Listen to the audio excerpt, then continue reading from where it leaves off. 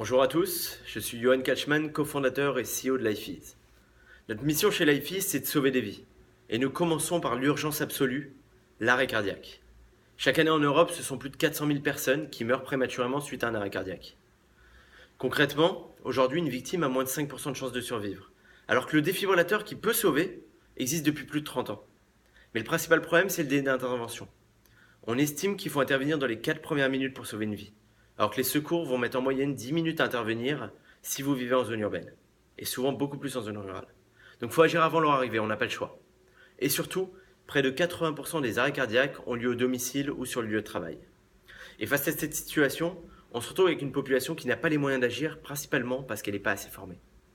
C'est pour ça que nous avons créé LifeEase, et le premier défibrillateur connecté qui est spécifiquement conçu pour le domicile et pour les petites structures.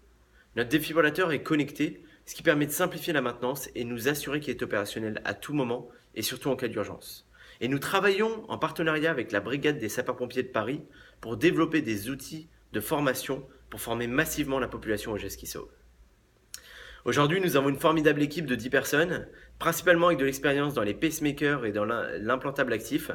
Et avec eux, nous développons notre propre technologie et nous la produisons en France. Nous sommes soutenus par des cardiologues, par des rythmologues, par des experts du secourisme et par des mutuelles qui sont persuadés que c'est au domicile qu'on aura un réel impact et sur le lieu de travail. Nous avons eu de nombreux prix.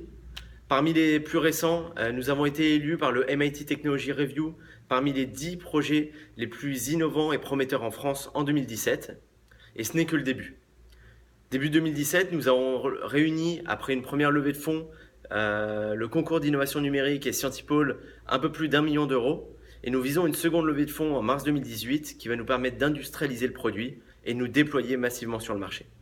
Donc n'hésitez pas à venir me voir, je serai ravi de vous rencontrer. Merci.